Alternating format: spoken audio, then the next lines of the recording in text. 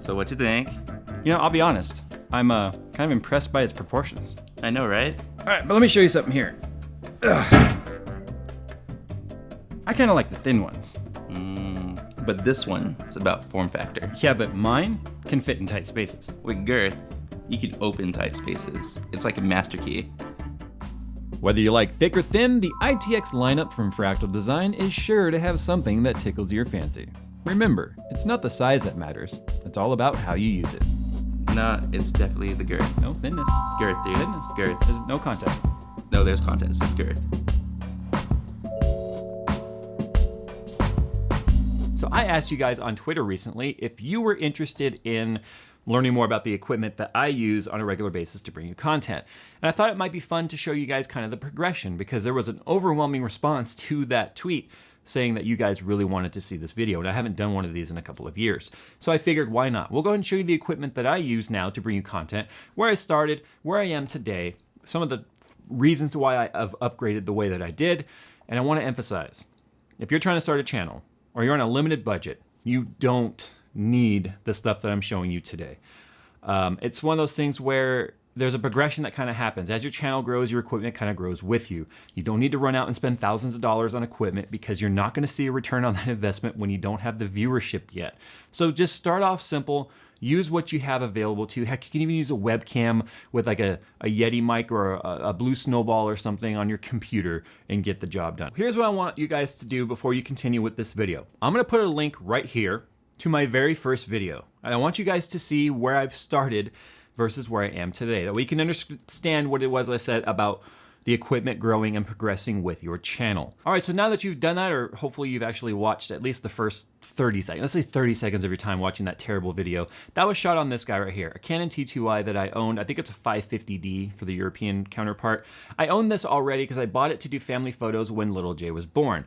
It's a still camera. It is first and foremost always a still camera. Even the 5D Mark IV is still a still camera. So when you shoot video in DSLR, there are compromises to be had. Now on this guy right here, it only did 1080-30. You guys give me a hard time about why am I always shooting 1080-30, and I'm like 30 is fine for talking head, 60 is for games, and I still agree with that.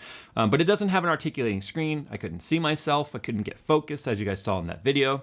It was very, very difficult as a one-man operation.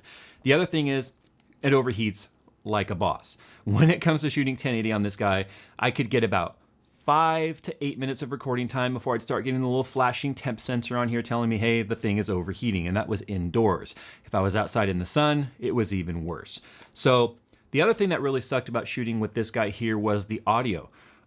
You have to get audio in here somehow, and it only has a 3.5 millimeter jack on there. So what do? Well, I bought an H4n from Guitar Center, which was neat because it has XLR inputs on there. So I could use my Sennheiser, it was like a $100 handheld mic like a vocal mic you would sing into, not talk into at a distance.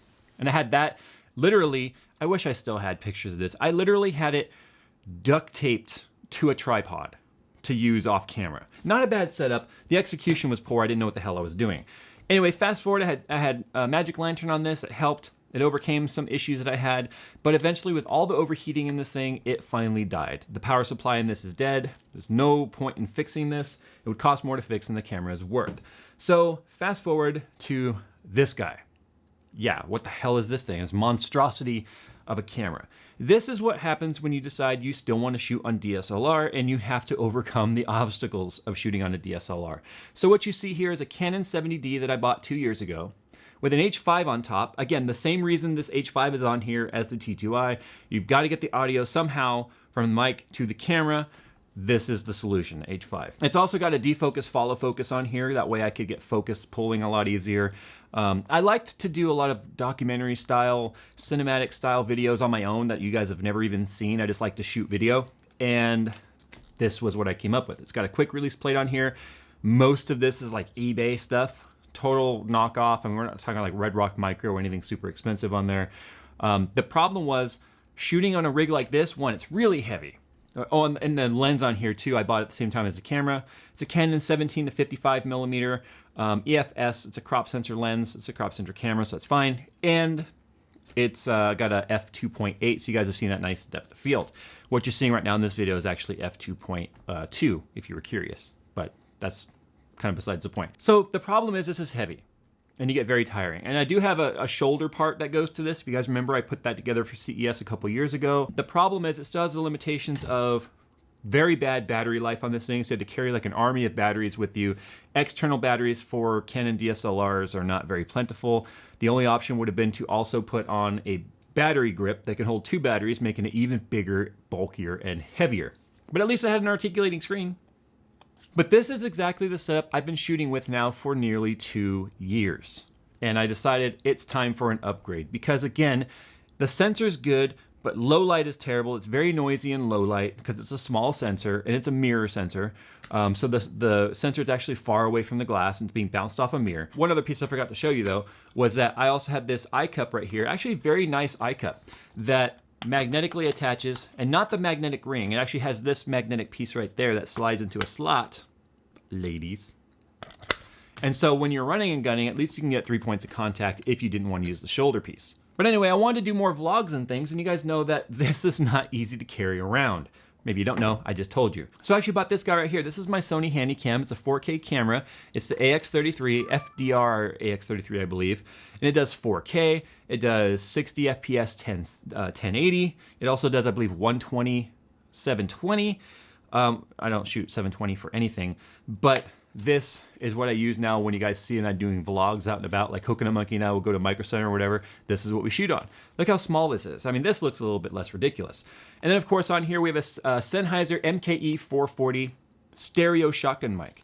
It's got amazing audio quality on this thing. And what I like about it is it's got various functions on here like low pass filter. It's got audio gain on here, 3 levels of audio gain. And the batteries, this is the same batteries that shipped to me with over a month ago. And I've used the hell out of this thing and it's still going. And it outputs directly into 3.5mm jack. So you could use it on a camera like this. You can put this on the DSLR when you're out and about, and it's perfect. So yeah, the only problem is there's no XLR or anything on this, obviously. So if I wanted to use a boom mic like I'm using right now above me, it's right here. Hello, see it? Yeah. So we're capturing audio like that. I'll show you that in a second. This would go on the DSLR to remove the H5 when I'm out and about. Lens-wise though, I do have a few lenses. I already showed you the 17 to 55mm. I also have this Rokinon 24mm Cine lens. So it's completely manual. It's got a manual iris control and it's got manual focus control, but it's an f1.5. It gives you super milky bokeh, that massive depth of field where you get a nice blurred background and really crisp detail because it's a prime lens. It means it doesn't have a bunch of elements in there like a zoom lens that are moving in and out. That can sometimes cause a little bit of fuzziness. But I also have the kit lens, which came with the 70D, and I put that on the T2i until the T2i, completely, it worked for a little while after it went bad. I was gonna use it as like a B cam. Yeah, it died. I also have, of course, my nifty 50. No Canon owner without a nifty 50. Everyone's gonna have it. It's $100. It gets the job done. 50mm, f1.8. It's very cheap. It's plasticky. You drop it, it will break. So what am I using now? I just showed you all of this. So what the heck am I recording on? I can't wait to show you. So this is my new pride and joy here on the channel. This is my Sony FS5. Very expensive camera body. Please do not start with using this camera body. It's got uses that I'm going to use it for in the future, and I can't wait to actually show you some of those videos. In fact, there's a video I can show you that I already shot and it went up on the second channel. We'll show you that in a minute. For a lens, this is my Sigma 18 to 35. It is an f1.8 lens. It is not image stabilized, so it's perfect for tripod shots like this. It's extremely crisp. What I like about it is when I move, the focus is super smooth, and when I zoom it in and zoom it out, the camera lens length does not change. The element does not push out at the end. But as you can see right here, it's got an articulating arm, and that is the shot that you guys just saw, obviously. There's the chair and stuff. It's got a Sennheiser ME66. It is a phantom power acceptable or a single AA battery acceptable in there. I love everything about this camera. I can't wait to start doing more stuff with this. 4K, you guys might have noticed this video is in 4K, but it also does 1080p, 240 FPS slow-mo. So if you look at the video I'm gonna put up in a minute, you guys can see some of the features of that guy. But what's cool about this camera is it breaks down. The handle comes off, the grip over here, which I use to control a lot of the features, comes off. The monitor can come off, the mic can come off, and it can break down to just the body here with the viewfinder right here. Which is cool about this viewfinder is it is a full color OLED display. That is insane. So when you don't even need the LCD on there to shoot. And if I was to put something like the Nifty 50 on there, then it's going to be, you know, a super small, light run and gun camera. I do have a Metabones adapter on there though, because this is a Sony E-mount camera and I'm using my Canon glass. I want to keep my lenses, so I am using a Metabones adapter. I do also have a speed booster on there, but I'm going to be returning the speed booster. The problem is I'm using crop lenses here, so the speed booster adds a black ring around it, and it actually adds a little bit of fuzziness to it. So I'm just going to return the speed booster and just keep the standard adapter. Something else that I kind of take serious, or more serious than I used to now, is lighting. You can see I've got these soft boxes. These soft boxes are junk. I got these off of Amazon. They always want to fall over. They're flimsy as hell. The head constantly wants to like just kind of sag down because the joint in there really, really sucks. But they get the job done for now. I do want to update these to variable color LED lighting, but that's very expensive. And LED lighting could add flicker.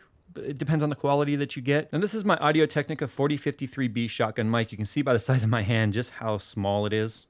Hey, stop that. But it's a hypercardioid mic, not a supercardioid, so it's got a tighter pickup pattern, which helps me block off a lot of like the computer sounds, the air conditioner running, stuff like that.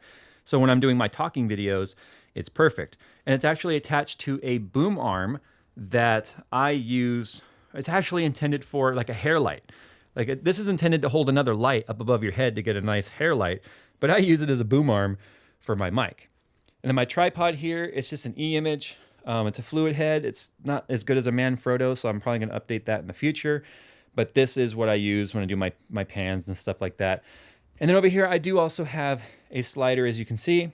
It's got a really cheap ball head or a video tripod mount on there. It moves pretty smooth. I'm not a huge fan of sliders that aren't motorized because a human can't move this as smoothly as a motor can, obviously. So I actually don't use it a whole lot. But yeah, at least I have that in the arsenal. So one tip I want to show you real quick here is as I was shooting, obviously, with this guy in 4K, which is one of the reasons why I got it. If I'm shooting something and I want to talk to the camera, if I have the mic turned forward, I'll just sound like the echo bouncing off the room. So I turn it backwards and then I turn down the gain on it. So just a little bit of a tip there. It's that way when I'm talking to it, the mic is pointing at me. Ah, genius, right? You'd be surprised how many times I did it the other way. So if you want to see the FS5 Super Slow-Mo in action, then head on over to this channel right here. It's my second channel, Cars and Vlogs with JayztwoCents, where I do like car stuff and just regular vlogs. I talk about weight loss, all kinds of crazy stuff up there.